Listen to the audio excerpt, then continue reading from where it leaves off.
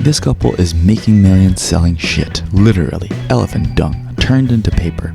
They started this business with 3 kids, failed miserably the first time and almost gave up.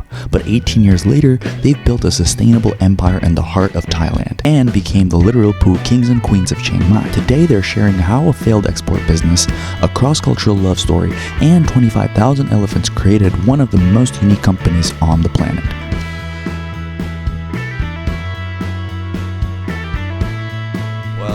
Okay, without further ado, let's get into it. There you go, I do. Yeah. I'm Fatih, your host, and welcome to Heads and Tails podcast. We're joined by Kat in a beautiful collaboration today. And we also have the lovely people of the Poo Poo Palace. Do you mind introducing yourselves? So my name is Bo Tun, or you can call me Ganok Ratsukontaman Flansman. That's long, right? Okay. My name is Mike Flansman, and that's my wife and my business partner. I guess we're the Poo Kings of Chiang Mai. Well, I'm from Canada, okay, and my wife is from Chiang Mai. Right. And so. Oh, you're from Chiang Mai? I am from here. Oh, wonderful. Elephant Poo Poo Paper Park. Nice to have you guys here. Yeah. Thank you so much for having us. Thank you so much, Kat, for inviting me. Like, how did you get into this business? We work together as a company, like it's an export company. So we have people coming in like from overseas as a buyer. So they want us to walk them around and see what is available in Chiang Mai for them to bring it back to the house and not house, to department store. So Mostly in the U.S. and Canada. In Canada. So we go to a lot of like manufacturer, handcrafting things, wood carving, ceramic making, and what else? Silk. Furniture, furniture, wood carving, paper, like candles. anything you can think of. All these artisan. handicrafts that are so prevalent in the Chiang Mai area. So, make a long story short, the market changed and she fell in love with me and we wanted to start a business together. And so at that point, we were just collecting handicrafts and packaging them up, not doing any design or changing the products at all. We knew that model couldn't last. It wasn't the good business. So we decided to focus in on one discipline, one material, one product line, add design, add some branding, and focus. Was that like a 0 to 100 in terms of just the management just gets way easier? So did you also experience that when you were like just one product? Oh yeah, sure. Right. Focus is always, I think, good. Yeah. And instead of trying to be a middleman, which essentially is what we were, selling everything and being knowledgeable about every process and managing all these vendors, we wanted to focus and we wanted to craft ourselves and control the process and the design and the costs. And so that was a transition that we knew as business people we needed to make to have a stronger business. Hit subscribe if you're enjoying the story. Help me out. Even when you don't manufacture anything and you're in the middle and connecting a seller and a buyer, it's difficult to maintain that, I think, over the long term, just because you can get squeezed out. Yeah. Did I tell you she fell in love with me? I think you reminded us. And then we had a discussion, which of all these things that we do and have experience in, what do you want to focus on? Let's choose a material or a commodity or a market. What do we like to do? What can we sell? What has good market opportunity? And she's like, I like paper. So that's what we focused on.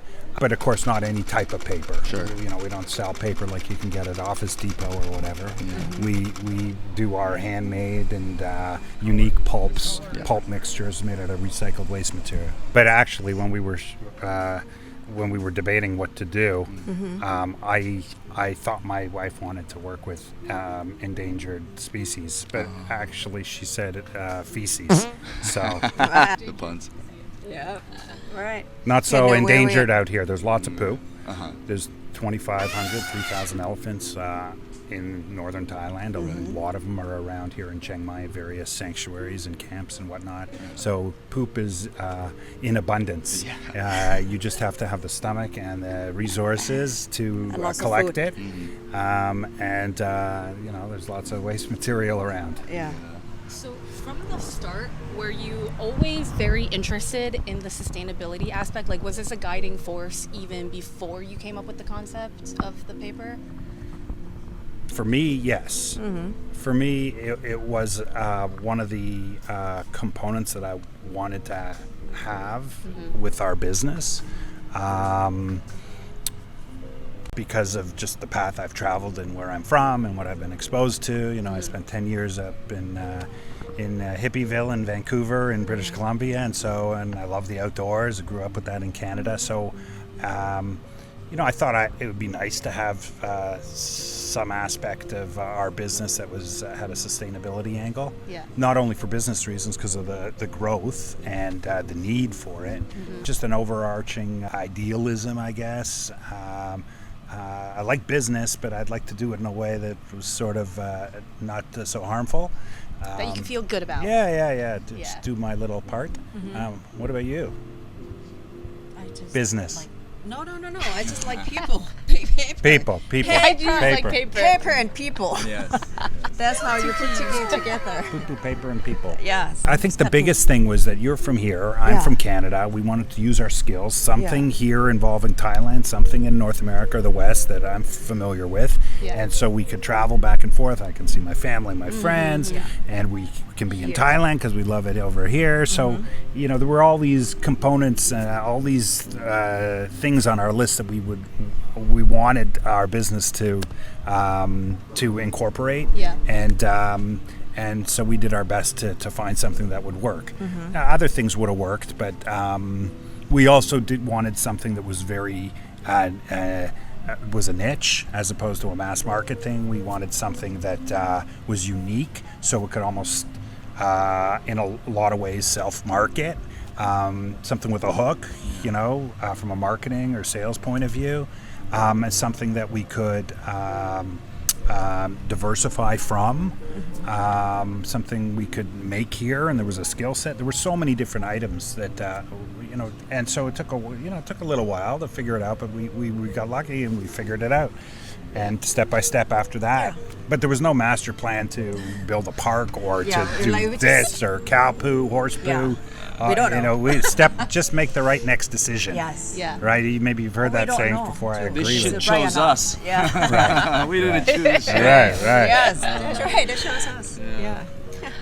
Yeah, so how exactly did you get the inspiration to go from general paper to specifically elephant poo paper? Because it is pretty niche. Right. So we never sold actually general paper like you get in the store. Yeah. All right. We were selling. So Thailand has been making something called mulberry paper for quite some time. So that is in itself a non-traditional paper. So that was our the way we got familiar with a handmade paper and paper pulp from natural fibers. And once you know the process of how to make paper, which is a 2,000-year-old process, You did it today. Yeah. Exactly. You can just change the ingredients and play around with different materials, whether it's pineapple husk or banana trunk fibers or sugarcane or poo. All these things that the thing they have all in common, corn husk, is they all have a fibrous material and it's durable. So you can make a pulp out of it, and structurally, a piece of paper will hold together. Yeah. Right. So that's the key, really. So and you know, with the emergence of sustainability, consciousness that we see so many places with being eco-friendly and more having a greater concern about the environment, we just sort of felt that it was a good market to get into. Which is like 17, 18 years ago. Yeah. Which is crazy because I feel like Gen Z, it's one of the biggest things they care about with new companies. But It's that's like just the new sustainability. thing. That's Yeah. just happened. Shout out Greta. Yeah, it just happened. But we started in like 18 years. Exactly. Yeah. Yeah, so what's like a general kind of timeline of like since you picked like since you were trading and you selected this, and then like kind of what was the timeline of the year here of we the are? first child. Jacob was born in 2007. Whoa, and you guys were Before. setting up We- with Before, kids. like a Before. year God, yeah. Before. Yeah. So a couple years before. Okay, so the first test of the product was probably in 2002, and it failed. The paper structure wasn't good. It was so expensive. We couldn't. Our designs were, very basic. It was a cool product. The concept was there, and the branding and labeling and marketing was there, I think. But it wasn't market ready. But I put it in to test at a customer who was buying some other stuff from me, and failed miserably. And we sort of put it on ice for a year or two while we were figuring out what we wanted to do. So about a year and a half, 2 years later, we finally came up with a recipe, if you will, that made a more durable pulp, sheet of paper, and we figured out how to make it less expensive. And we had given a lot of thought about what other design techniques we could use with this material, and so really our paper just sort of graduated to really being commercially viable. Actually, we went back to that first customer who were stuck with tons of inventory, and we switched it out. We said, we'll take that old stuff that didn't sell because they never sold it. And we gave them the new stuff, gave them twice as much because we got the price down by half. And like I said, it was commercially viable, and then it sold like hotcakes, right? Right? Is that basically it? Yeah. So that was 2002. Then 2004, maybe we got our production act together and our efficiency and the formula. And then So it takes 2 years, huh? Well, we weren't working on it all the time every day. But we steadily pushed it along. And we're playing around with different iterations and this, that, the other thing. Please subscribe if you want more stories like this. Then I think we really started to go gangbusters in maybe 2004, 2005, I would say. Started talking to people, doing trade shows all over the place, in North America mostly. But we were in Europe and whatnot, just introducing our product to the market. And and so and because of the craziness of what we were focused on, like we're selling crap, right? Like poo. And we had a website very early on, and we got picked up. We got picked up by a lot of different media, magazines and newspapers and all sorts of different media, and so that really accelerated our growth because we got a lot of good press coverage just because of the uniqueness of our product. So that's a key thing, having a unique product and good talking points and a hook. I think it's also because you may have seen the product here, but at least in the West, I still don't. I would have never heard it if we didn't just happen to sit on the bed next to me. Right. Yeah. So definitely even here, our product's a niche. It's not surprising that you wouldn't hear of it because we don't sell in places like Walmart or Kroger or whatever have you. Our product's a niche, and it appeals to certain types of customers. But look, you can have a niche product, and I think probably most people have a niche product or niche service. Niche in either what you're doing, service-wise or good-wise, or it's a local niche, or you can go big and mass market and commodity. And then when you do commodity business, there's battles with that too, right? A lot of competition, and it's just every day out there what's my competitor doing. And with a unique product like ours, there's pressure obviously, but with a niche you have less pressure, I think. But you got to work hard to find those little micro markets, right? But maybe a little bit of a background of especially yours, Tan. What were you doing before all of this?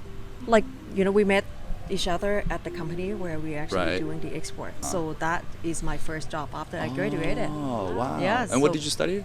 I studied Chiang Mai University. Oh, sweet. CMU. Nice. CMU graduate. And then But what did you study? What was your major?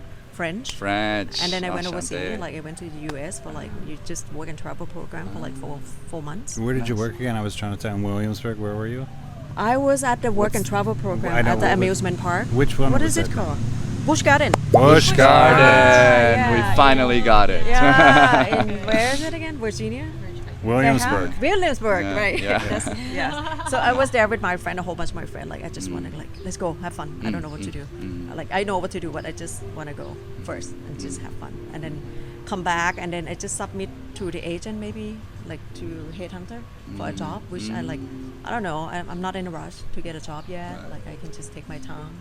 And then I got called during the time I was in US. It's like, what a rush. I'm still out here having fun. Why you need me so badly? It's just like, what kind of job is this? It's like, okay, fine. I look at a company profile, whatever I work for them for, maybe I give it a 6 months at that position, and then I got promoted to be in the marketing, and that happened to be in the same department as him. And Oh, he you was were in the marketing department? Well, I was running the exports. Oh, I export. got Yeah, you, that was got my you. area. Got you. While there were and while the other partner was spending his time trying to grow a new business. So I was taking care of the exports and Everything. all of the sourcing, and then making sure it was a match to the market in North America. Yeah. Yeah. So that's when we met, and then we worked together as colleagues. And then we Some office love. So the partners we had a policy of not fishing off the company pier. Yeah. Oh, well. But we broke you- that rule. We broke that rule. Well, rules are meant to be broken, right? Exactly. It's flexible. Exactly. Yeah. Yeah. If we don't break the it. rules are flexible in Yeah. Thailand. Yeah, there we go. Yeah, so we left. Nobody get fired, but it just we decided to Can you walk give a away. little bit of clarity about what he's saying about she fell in love with me? No, he's Because- joking. Yeah, I know. I tried to hook him up with somebody else, and then it just turned out to be like, oh no, I'm not. He likes me too much. I can't Actually, shake she, this dude she off. actually tried to hook me up with her I older tried to. sister. Really? I tried to. And then I said, No It way. was like I have like I was. I got a man. and then I said, well, hold on. If I go out with her, I think that means I can't go out with you. So I don't know chose your I chose door number 2. Right? And so and that's all she wrote. Yeah. Does it run Yes. in your family, like the handicrafts or like the Nah, not at paper? all. Like oh, my interesting. dad, he was a doctor. My mom, Oh, she was a wow. nurse, and I grew up in like I'm the youngest. And among you 4. were not expected to be a doctor or a nurse? No, I was not. Like Okay, the parents awesome. back then at that generation, they don't really like. You have to be a doctor. You have to be a nurse. But they just like. But I see them run a business, right? Sure. It's always a business. I see them run a clinic. They had their own clinic, so it's more like a business angle that I get from them. Not really professional. see. So it's not a family business at all. So Right, everything right. starts from scratch when we start together. Yeah. Yeah, actually, a lot of people ask, "Is that your family business, Ray?" It's like, no. I have no idea how we get into it, but now we are. Yes. Yeah. Now it's our family dynasty. Yes. Our business, right? It's like, The, oh, okay. I thought you guys foundation have like stone a to the fam- global the- empire. Because usually the handicraft you pass on. You make Right, paper. right. Like here they have one The district skills making. passed on Right, the from skill passed generation on. to Yeah, like your grandfather to the son, passed on.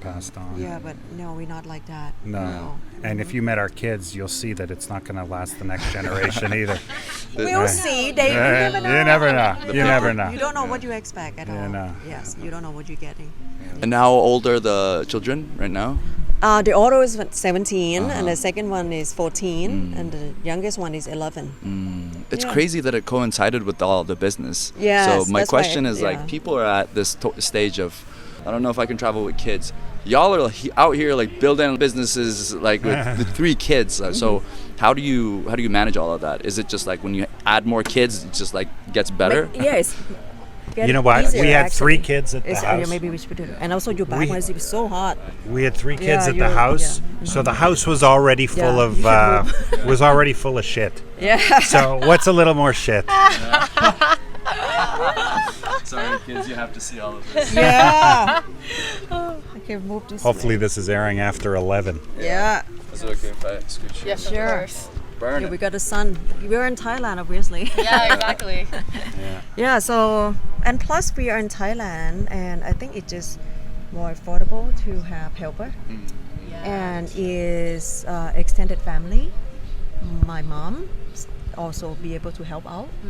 I'm the youngest, but I have like we are the first one who have kids, so my mom was like, "Oh, bring him on, have more kids." You know, they're willing to help here and there. Yeah, it's like a very collective culture. Turkey, I feel like, Yeah. is the same. Yeah. So it's Well, like, you know. Oh yeah. So it just make it easier, so we feel comfortable traveling because we know we have somebody who can actually look after the kids. Right. Right, somebody who you can actually trust. You're not just somebody who you hire to. We didn't just leave the kids with them, but No. there's, you know, if you need The to run out for an nanny. hour or Yeah. two, right? You know, there's somebody there, and your listeners may be from all over, and they're Yeah. wondering, you know, this in some countries that's not necessarily affordable, Yeah. right? So here it is. We're fortunate. Could you give me some other reasons why it's better to do business in Thailand? Because you obviously know business in Thailand and you know business in America. Like, how does it kind of compare? Like, how is it different than each other?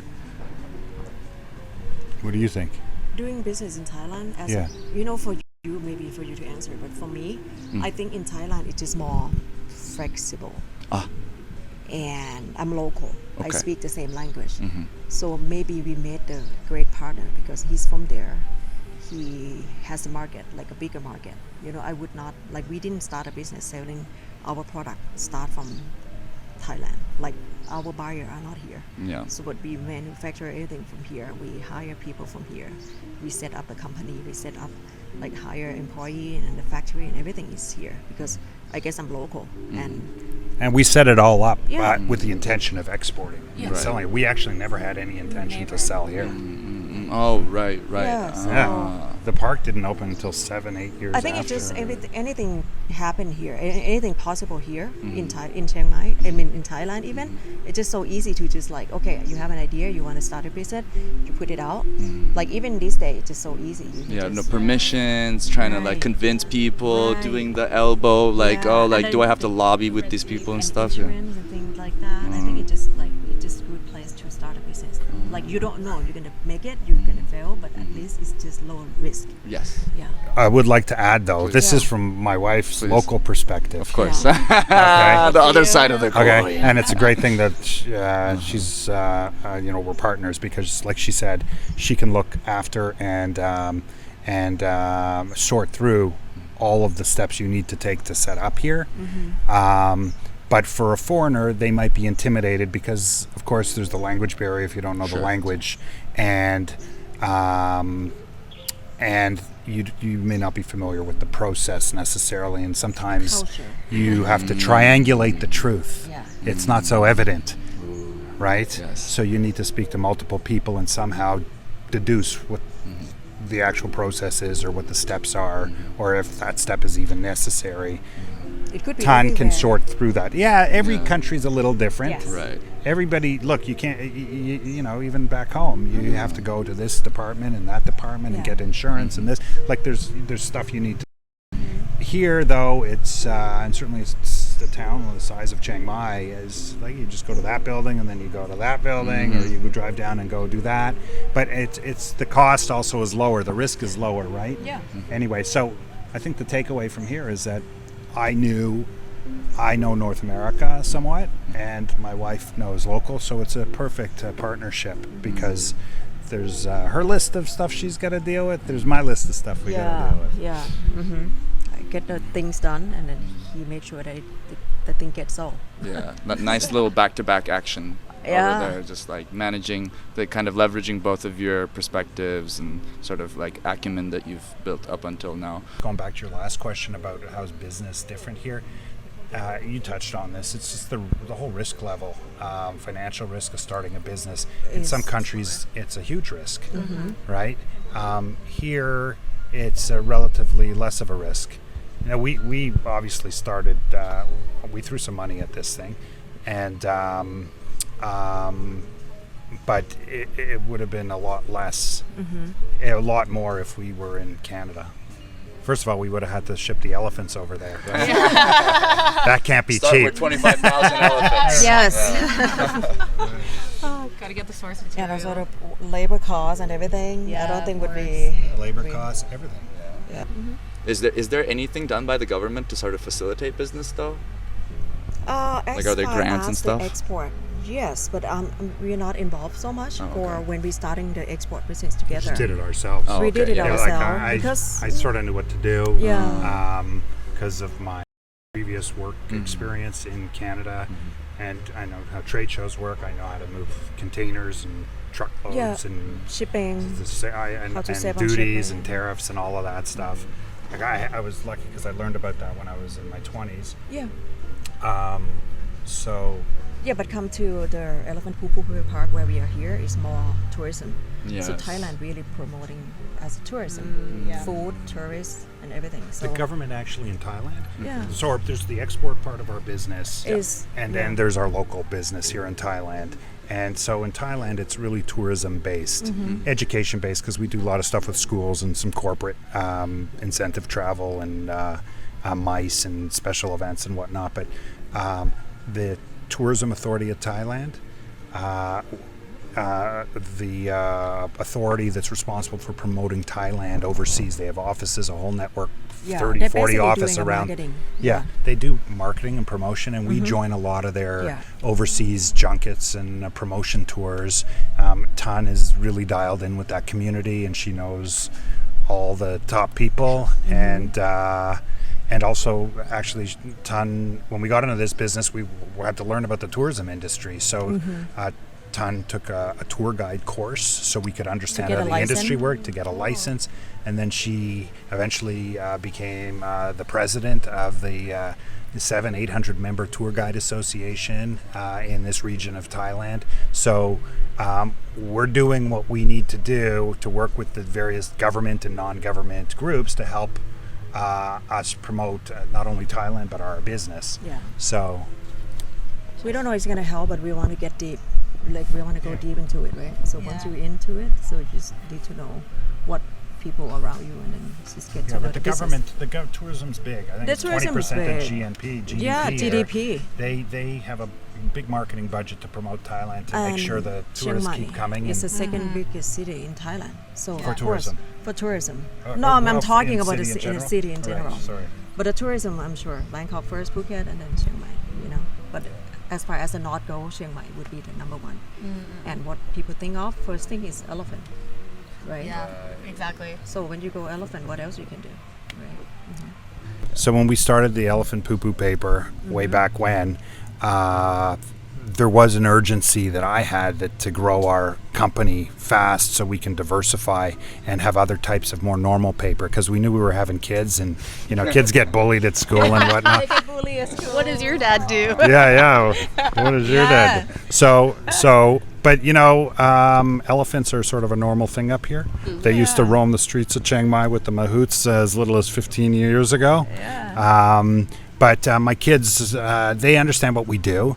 This thing is this park's an education center. Gen Z. Yeah, Into the sustainable. yeah, I think we found. yeah. They understand that we are into the sustainability here. We Yes. support the local artisan Yes. crafting skill set, and they understand that the business aspect. I think all of them do, even the 11-year-old, and they understand how you need to have fun things and unique things to stand out. So actually, and we speak quite open in front of the kids, and we talk about business problems. They absorb all this in. So I think they think it's pretty cool what we do. Sure. Maybe not in all settings, but That's what's paying the bills. Yeah, that's right. That's all. Shut up. Important. Eat your broccoli. Yes. right. Yeah. Over the years,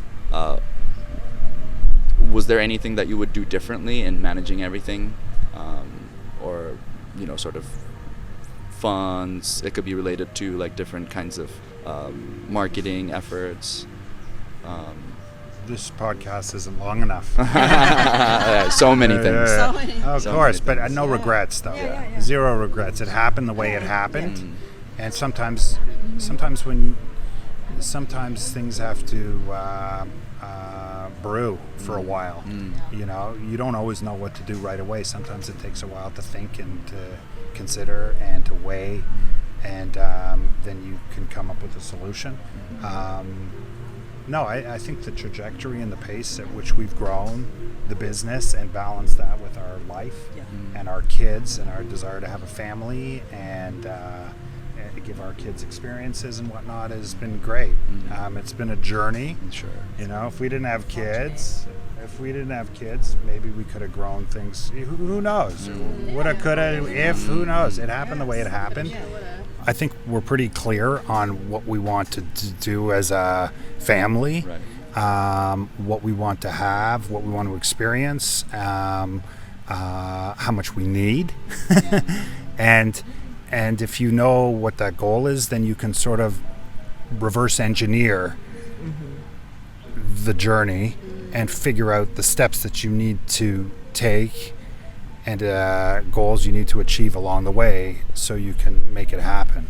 Right? So set a goal. And so our North Star, like Tun's from here, I'm from Canada. We want to spend time in both places. Our kids have gone to school in Chiang Mai. Fortunately, there's some good schools here.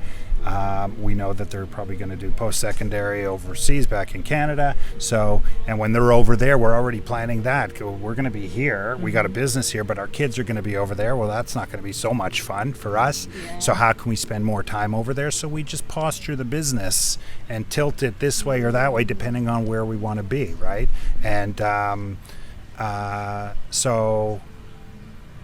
then work towards it. And you just keep doing it every day consistently and stay healthy, and then you can do it. It's amazing because you'd think that something like that is difficult, right, to do. Oh, the kids are going to go back to North America for university, but we have a business in Thailand and we want to go, instead of 1 month a year there or 2 months of summer vacation, 2 weeks, we want to spend 4 months of the year there. How can we actually make that happen, as crazy as it sounds? But you can do it, right? So, but a lot of stuff has to happen to line that all up, like money-wise and then management-wise and employee-wise. And so what does that mean? It means incorporating technology into the business, making sure you're hiring good qualified managers and training them well, which Tun does an incredible job at. And finding new channels maybe back in North America that we can spend time and develop, and so, but yeah, so it's been a good interesting journey, right? Yeah. It's been a good, interesting conversation. If you guys didn't Has that been an realize, hour? yeah. Awesome. So I am very, very grateful to be here. I had a lot of fun, and I think family friendly, group friendly, just tour friendly. I think anyone could just have a really nice day here.